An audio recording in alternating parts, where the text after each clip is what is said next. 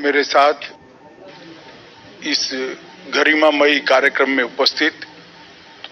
मेरे साथी मंत्री श्रीमान अजय मिश्रा जी, भारत सरकार के गृह सचिव श्रीमान भल्ला जी, आज सूचना ब्यूरो के निर्देशक श्रीमान तपन डेका जी, उपस्थित सभी वरिष्ठ अधिकारीगण और प्यारे जवानों, सबसे पहले मैं आज इस अवसर पर जिन देश भर के कोने कोने में और हमारी इतनी लंबी सीमा पर आजादी से अब तक जिन 36,250 पुलिस कर्मियों ने अपना सर्वोच्च बलिदान दिया है, कृतज्ञ राष्ट्र की ओर से उन सभी जवानों को मैं मनपूर्वक श्रद्धांजलि देता हूं, उनके आदर में अपना शीश झुकाता हूं। उनको परिजनों को भी मैं बताना चाहता हूं कि आपके परिवारजनों ने जो सर्वोच्च बलिदान दिया है, देश आज दुनिया में अग्रसर हो रहा है, इसकी नींव में आपके परिवारजनों का ये सर्वोच्च बलिदान है। ये राष्ट्र कभी इसको भुला नहीं सकता। मित्रों, हम सभी जानते हैं, किसी भी देश की सीमा की सुरक्षा हो या आंतरिक सुरक्षा का मामला हो, सजग पुलिस तंत्र के बगैर ये संभव हो ही नहीं सकता। और मैं जब से सार्वजनिक जीवन में आया हूं, तब से इस बात का अनुभव भी करता हूं और बार बार दोहराता हूं कि सभी सरकार के लिए, देश के लिए काम करने वाले सभी कर्मियों में सबसे कठिन अगर किसी की ड्यूटी है तो पुलिस के जवानों की होती है। दिन हो या रात, ठंड हो या गर्मी, त्योहार हो या आम दिन, कभी पुलिस का जवान अपने परिवार के साथ ना दीपावली मना सकता है, ना ईद, ना होली। वो हमेशा रक्षाबंधन जैसे मौके पर भी सुचारू रूप से देश चले, इसके लिए ड्यूटी पर तैनात होता है। इतनी लंबी भू सीमा पर अपने जीवन के स्वर्णिम वर्ष परिवार से दूर रहकर, बच्चों से दूर रहकर, बूढ़े माँ बाप से दूर रहकर देश की सीमाओं की सुरक्षा में निकालना और वीरता, शौर्य और बलिदान के साथ देश को सुरक्षित करना, चाहे आतंकवादियों से टक्कर लेनी हो, चाहे अपराध की रोकथाम करनी हो, चाहे विशाल भीड़ के सामने कानून और व्यवस्था की परिस्थिति को बनाए रखना हो, आपदाओं और दुर्घटनाओं में ढाल बनकर आम जीवन को सुरक्षित करना हो, आम नागरिक को सुरक्षित करना हो, या कोरोना जैसे कठिन काल के अंदर भी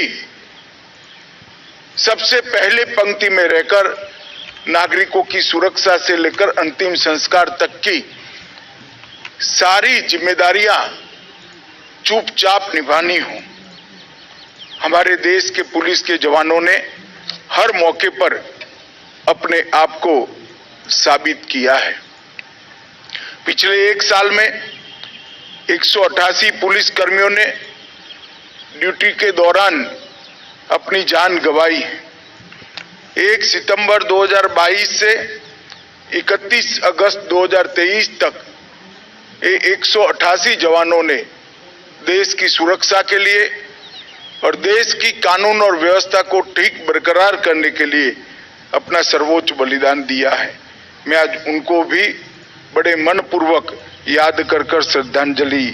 देना चाहता हूं। मित्रों, आने वाले दिनों में हमारे देश के प्रधानमंत्री जी ने देश के अमृत काल में का आह्वान किया है। आजादी के 75 साल का वर्ष समाप्त हुआ 76वें साल से लेकर आजादी की शताब्दी तक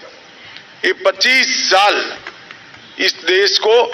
हर क्षेत्र के अंदर दुनिया में सर्वोच्च स्थान पर पहुंचाने का समय है।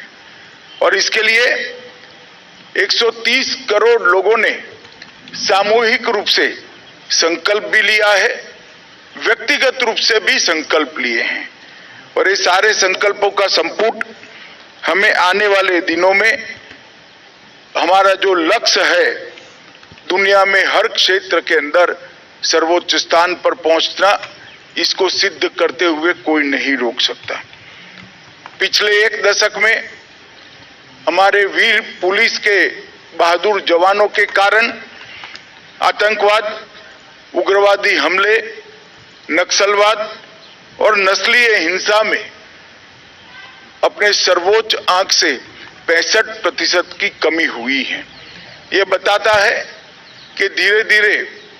3 हॉटस्पॉट माने जो आज जाने वाले क्षेत्र, चाहे वो वामपंथी उग्रवाद का क्षेत्र हो, चाहे वो उत्तर पूर्व के राज्यों का संपुट हो, चाहे जम्मू कश्मीर हो, ये तीनों जगह पर स्थिति को सामान्य करने में हमारे जवानों ने बहुत बड़ी सफलता प्राप्त की है। विगत दिनों में एनडीआरएफ के माध्यम से अलग अलग पुलिस फोर्स के जवानों ने न केवल देश, दुनिया में आपदा प्रबंधन के लिए एक बहुत बड़ी नाम भी कमाया है और सिद्धियां भी प्राप्त की है। कितनी भी बड़ी आपदा हो,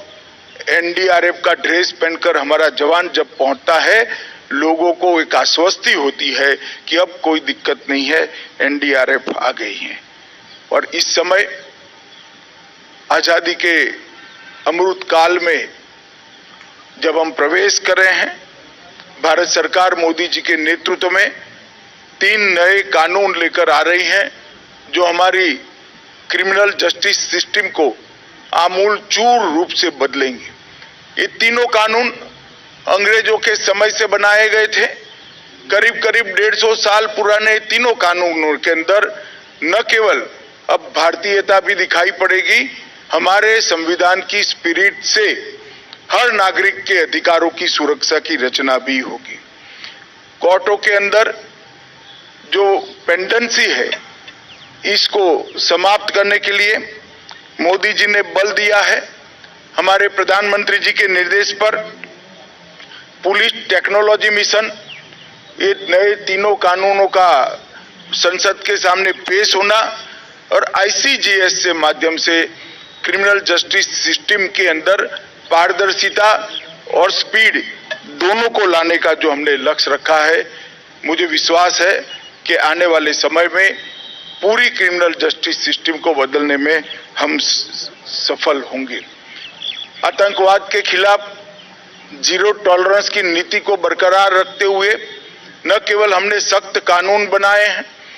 पुलिस के आधुनिकीकरण के लिए पुलिस टेक्नोलॉजी मिशन की स्थापना कर विश्व में सर्वश्रेष्ठ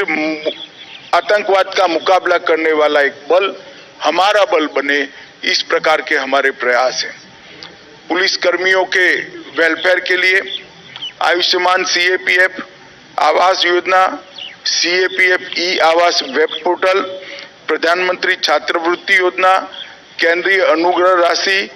विकलांगता अनुग्रह राशि, हवाई कुरियर सेवाएं और पुलिस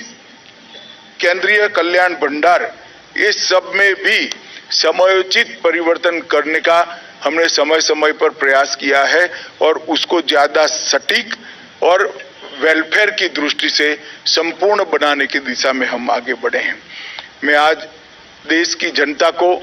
और देश भर के पुलिस फोर्स को एक ही बात कहना चाहता हूं, ये पुलिस स्मारक जो है एकमात्र प्रतीक नहीं है, ये पहचान है हमारे पुलिस कर्मियों के बलिदान,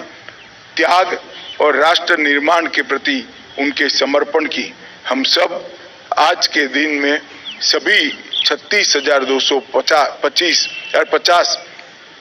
शहीद पुलिस कर्मियों को